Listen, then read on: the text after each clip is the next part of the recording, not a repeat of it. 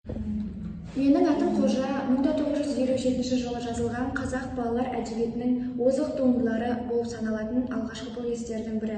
Авторы, яғни барлығымызға белгілі Бердібек Соқпақбаев.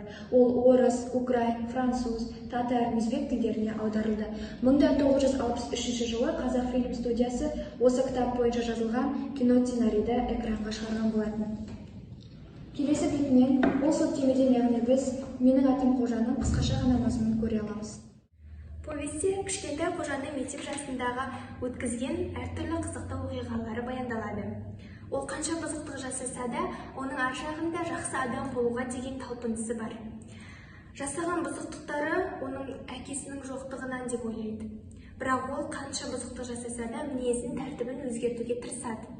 Әңгімеде Қожаның балалық махаббаты да баяндалады. Яғни өзінің сыныбында оқитын әдемі, үлгілі, қарапайым Жанар атты қызға деген махаббаты баяндалады.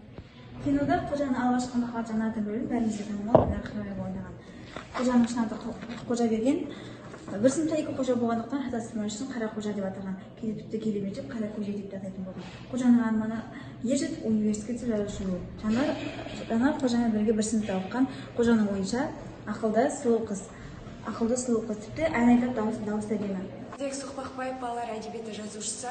Біз бұл "Менің атым Қожаш" жобасын, кең ауқымды жобасын ала отыра, қазіргі жаңашылдық инновациялық білім беру бағдарламасы бойынша қазіргі таңдағы оқушыларды, яғни қызығушылығын арттыруға арналған бірнеше сағаттарға, бірнеше сабақтарға жүргізілген ауқымды жоба деп ойлаймыз. Бұл қазіргі таңдағы оқушылардың тең дәрежеде оқуына, яғни қазіргі қазақ жазушыларының шығармаларын үйреніп оқуға деген талпынысын жоғарылатады.